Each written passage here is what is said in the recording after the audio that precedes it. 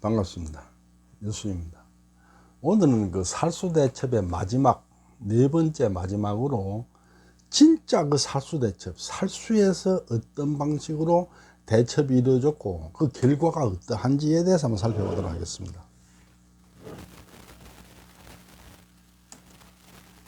수나라가 고구려를 쳐들어왔어요. 300만 대군으로 고구려를 쳐들어왔는데 요동성에 막혀서 평양으로 진격이 불가능했어요. 그러니까 30만 5천 명 별동대를 편성해 가지고 평양성을 공격했어요. 했다가 이제 보급품을 각자 개인 지급을 해 가지고 쳐들어왔는데 그 무게를 감당하지 못한 병사들이 다 그 군량을 땅을 파고 파묻어 버렸어요. 그러다 보니까 그냥 굶게 된 거죠. 압록강까지 가기도 전에 이미 만주에서 군량이 다 떨어져 버렸어요. 그래서 수나라 군대가 굶주리고 지친 거를 을지문덕이 알게 된 거죠. 그걸 알고 더욱 지치도록 만들려고 평양성으로 유인을 하는데 똑바로 유인한 게 아니라 이리저리 지그작으로 끌고 이제 말하자면 해가지고 평양성까지 끌고 간 거예요. 그런데 운문술이 평양성에 가보니까 이건 공격이 불가능해요. 자기들이 너무 지쳤는데다가 성이 너무 견고하고 남북으로 강이 딱 둘러싸고 있어가지고 이 뭐 섬 비슷하게 그렇기 때문에 도저히 안 되겠는 거예요. 그래서 이제 을지문덕이 우문설한테 철군할 명분을 줘요. 내가 항복할게. 그래 이제 알았어, 내 항복해, 내가 갈게. 뭐 이래 된 거죠. 이제 말하자면은. 우문수는 마침내 을지문덕의 거짓 항복을 핑계로 삼아서 철군에 돌아가기로 결정했다. 우문술 부대는 방진을 구성하고 행군했는데 고구려군이 사방에서 공격했다. 우문술 부대는 한편으로 싸우면서 한편으로 행군하는 처지가 되어버렸다. 그러니까 이제 우문술 부대는 어쩌든지 이제 그 질서를 유지하게 만들려고 방진, 네모 반듯하게 방진을 편성해서 이제 군대를 이렇게 빼는데 그 또 고구려군은 이제 그 방진을 무너뜨려서 질서를 무너뜨려서 오합지졸이 되게 만들려고 이제 사방에서 게릴라 공격을 이렇게 하고 하니까 우문술부대는 한편으로 싸우고 한편으로는 행군하는 이런 처지가 됐는 거예요.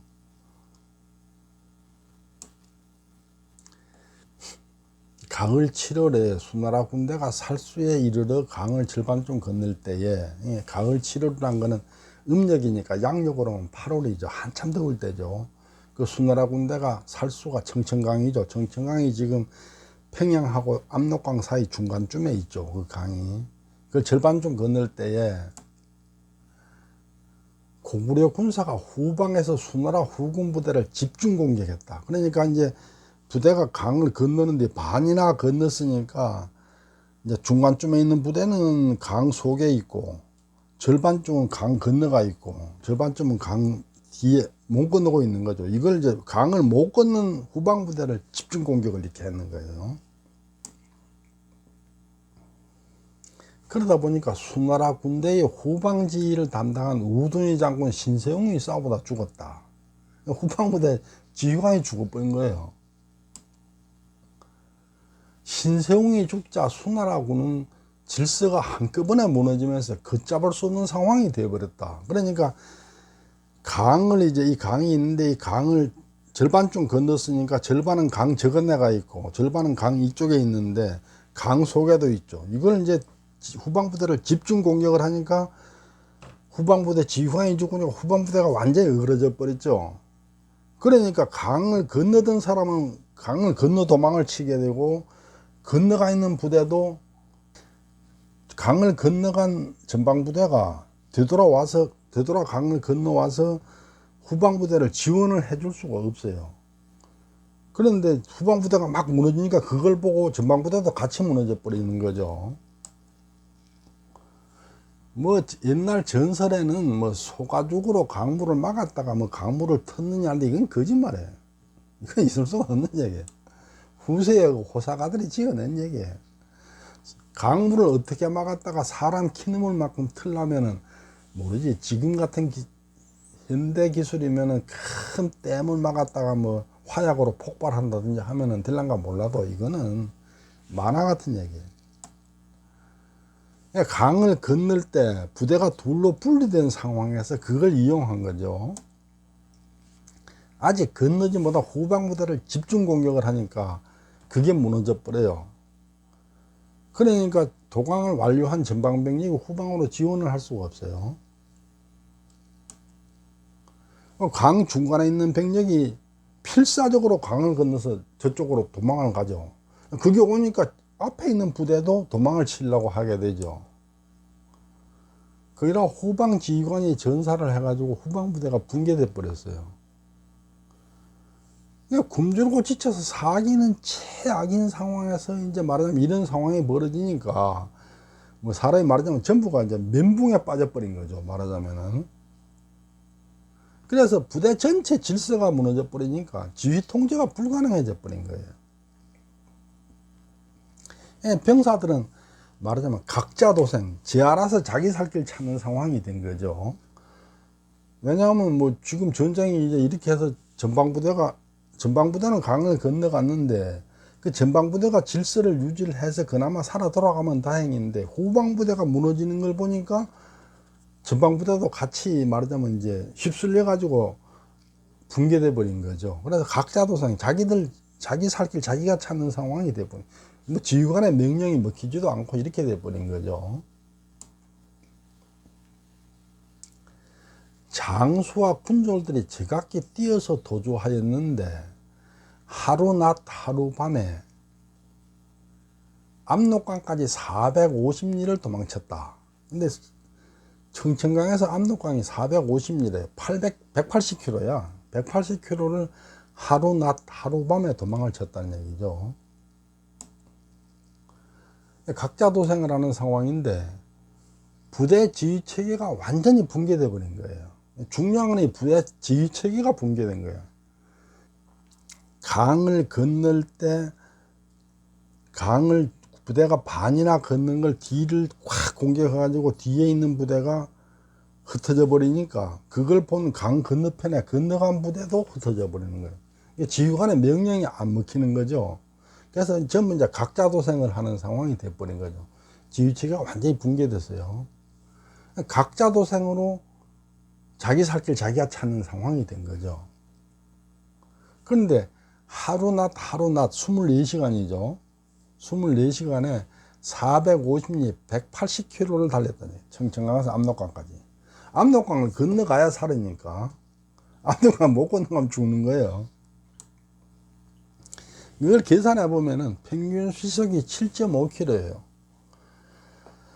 글쎄요, 7.5km를 24시간을 달린다는 건 도저히 인간으로서는 불가능한 일이죠. 있을 수가 없는 얘기잖아요. 1시간 정도를 7.5km 속도로 달린다는 것은 말이 돼.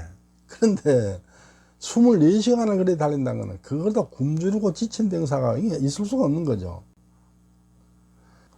결국 인간으로서는 할 수 없는 거죠. 그 말은 말을 탄 사람만 돌아갔다는 얘기가 되는 거예요. 말을 탄 사람만.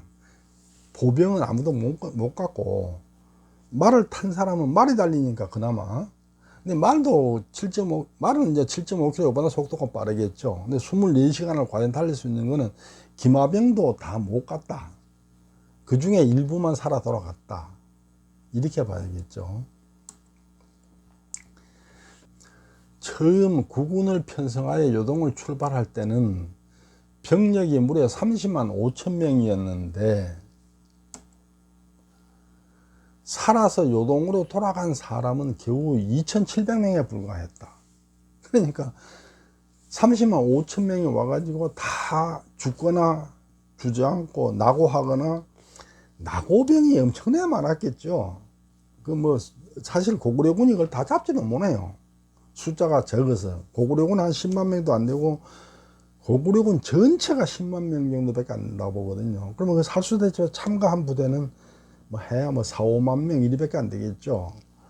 4, 5만 밖에 안 되는 게 부대가 30만 명을 어떻게 다 잡아요. 말하자면 2,700명만 살아 돌아가고 나머지 30만 명 그건 다 나고 가다가 지쳐서 아유 나 모르겠다 이렇게 됐을 가능성이 크죠. 전부 나고병이다 이렇게 봐야겠죠. 수만을 헤아리던 군량과 무기들은 모두 탕진되고 말았다. 수양제가 크게 화를 내면서 우문술 등을 쇠사슬로 묶어서 계묘일에 돌아갔다. 상황을 한번 정리를 해보면요. 수양제가 300만 대군을 동원해서 고구려를 쳐들어왔어요. 게다가 요동성이 막혀서 공격이 안 되니까 30만 별동대를 차출을 했어요. 말하자면 정예병으로만 차출을 했는 거죠. 그래고 이제 군수물자를 다 개인한테 지급을 했기 때문에 무거워서 행군을 할 수가 없었어요. 그러니까 병사들이 이제 땅을 파고 식량을 묻어버렸어요.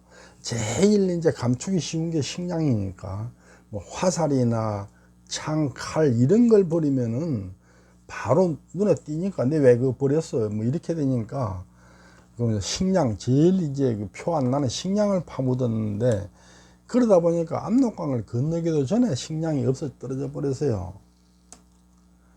그걸 이제 을지문덕이 알고 평양까지 유인을 해서 지치게 만들었다가 을지문덕이 항복을 제안했고 그걸 빌미로 철군을 하게 되죠. 이 굶주리고 지친 부대를 게릴라 공격을 해서 이제 무너뜨리려고 하다가 이때는 뭐 본격적으로 친 건 아니고 계속 이제 말하자면 그 행군을 해방을 해 놓았다 이렇게 볼 수 있겠죠. 청천강을 절반쯤 건넜을 때 집중 공격을 해가지고 부대를 와해시켜 버린 거죠. 이제 후방 부대가 무너지면서 아비규환이 돼 버린 거죠. 그 이제 살수대첩에서 낙오한 사람들, 낙오자가 있었다는 얘기죠. 이 24시간에 180km를 달린다는 것은 인간으로서는 될 수 있는 일이 아니죠. 결국 말을 탄 사람만 돌아갔다니, 말을 탄 사람도 다 돌아간 게 아니고 말을 탄 사람 중 일부만 돌아갔다 이렇게 말해야 맞을 거예요.